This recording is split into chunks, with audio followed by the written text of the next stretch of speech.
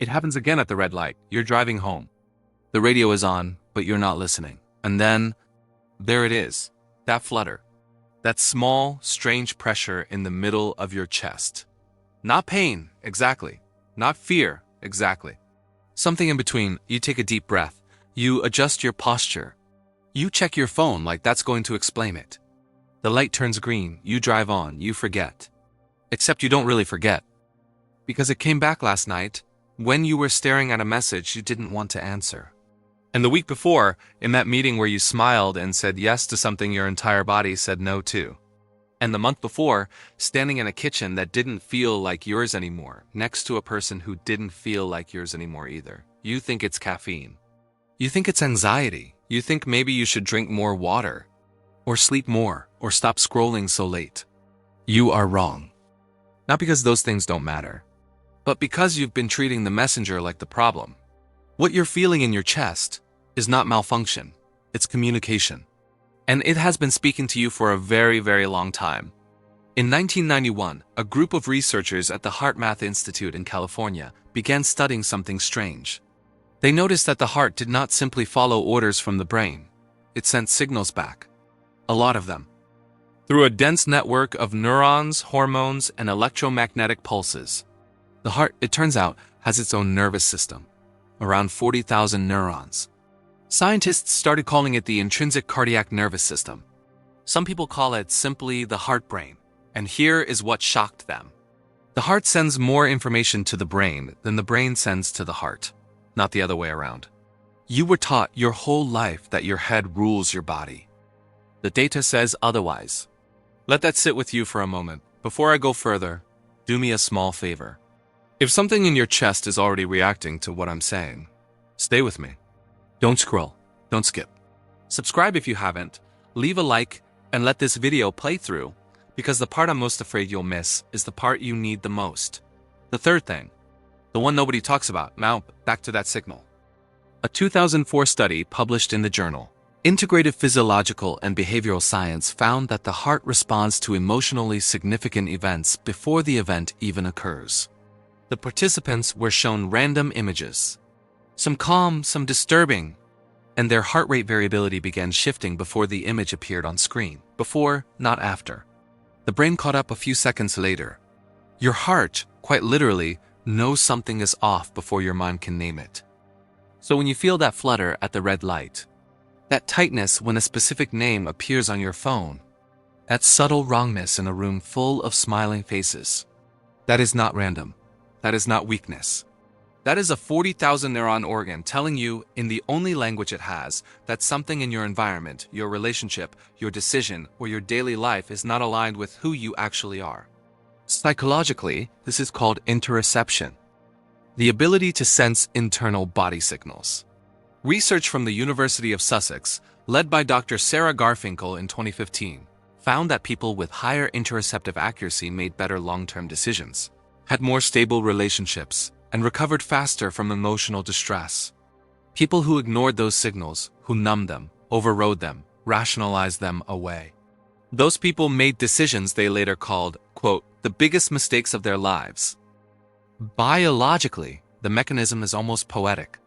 When something in your life is not safe, not true, not yours, your vagus nerve registers it, your heart rate variability drops, your chest tightens, cortisol rises. The body prepares quietly for a threat the mind refuses to name. Historically, and this is where it gets really interesting, every ancient tradition across every continent spoke of the heart as the seat of truth. Egyptian priests weighed the heart against a feather in the afterlife. Hebrew scripture used the word for heart leph to describe the center of moral knowing. Japanese still uses the word kokoro to mean heart, mind, and spirit at once. The Greeks believed the heart was where the soul listened. For thousands of years, across cultures that never met each other, humans agreed on one thing. The heart knows first. Then modernity arrived, and we were trained to distrust it. We were told the heart was just a pump, just a muscle, just a biological metronome.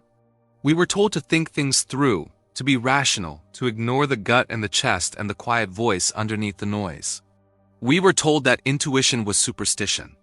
And then we wondered why we kept ending up in jobs that drained us, relationships that confused us, lives that looked right on paper and felt wrong in the body.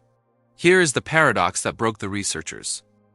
A study published in the journal Psychosomatic Medicine in 2018 followed over 6,000 adults for more than a decade. The participants who reported frequently overriding their emotional and physical instincts. The people who were considered by every external measure calm, rational, composed, had a significantly higher risk of cardiovascular events than the people who reported feeling and responding to their emotions, even when those responses were messy or uncomfortable. Read that again. The people who looked the most in control were the ones whose hearts were breaking first. Because the mechanism is this. Every time you feel the signal and override it, you send a small message to your nervous system. The message is, what I feel does not matter. What I sense is not real. My own internal alarm is a nuisance to be managed, and your body, your loyal, patient, intelligent body, starts to adapt. It tightens, it inflames, it stops trusting itself, and eventually it stops trusting you. The unexpected conclusion the researchers reached was almost unbearable. It wasn't stress that damaged the heart the most, it was self-betrayal. I want to pause here for a moment. I know this is an AI voice you're hearing, but I want you to know that behind this script is a real human being. My name is Fernando. I wrote these words carefully because I believe someone listening right now needed to hear them tonight. I'm grateful you're here, truly. And I hope, with everything in me, that you are eternally blessed, in whatever way your soul understands that word. Now, back to you. Because the question you've probably been asking the whole time is still sitting there, unanswered. How do you tell the difference between this signal and regular anxiety? How do you know if it's your heart speaking or your fear? Here is what the research suggests. Fear is loud, the heart is quiet. Fear is fast, scattered, catastrophic. It jumps from worst case to worst case. The heart signal is slower, steadier. It doesn't argue with you. It doesn't try to convince you. It simply shows up in the same place, in the same way, every time you encounter the same misalignment. Fear says, something terrible is going to happen. The heart says, something is not right here, and you already know it. Fear escalates when you pay attention to it. The heart softens when you pay attention to it. That is the difference. And when you ignore that signal repeatedly, for years, patterns form. You stop being able to feel small no's, so your body starts producing big ones. Insomnia, chest pain, sudden panic in safe places, exhaustion that sleep cannot fix. Illnesses your doctor can't explain. The signal gets louder because you stopped listening when it was quiet. Your body is not punishing you. It is pleading with you. Here's what actually happens when you start to respond. You don't need to quit your job tomorrow. You don't need to end the relationship tonight. You don't need to burn your life down. You just need to stop calling the signal a malfunction. You need to notice it, name it, thank it, and let it guide one small decision at a time. Because when you do, your heart rate variability improves. Your vagal tone strengthens. Your immune system steadies. Your relationships clarify themselves, sometimes painfully, sometimes beautifully. You begin to recognize, from across a room, which environments shrink you and which ones return you to yourself. You stop mistaking chaos for chemistry. You stop mistaking silence for peace. You begin, slowly, to live a life your body agrees with. So let's go back to that red light. You're driving home.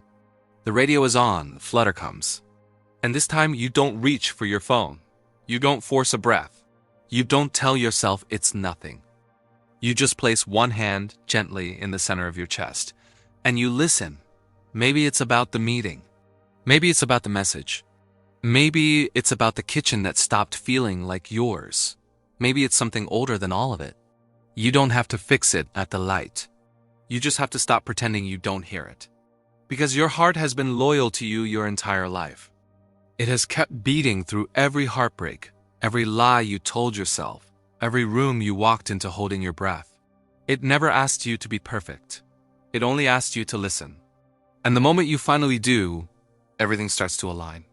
If this reached you somewhere real, leave a comment with just one word that describes what you felt in your chest while you listened. Like the video so it reaches someone else who has been ignoring the same signal for years. Subscribe, because in the next one I'm going to show you something even stranger. Why the people who love you the most are sometimes the ones your body reacts to with the most tension, and what neuroscience discovered about the reason. You're going to want to hear that one.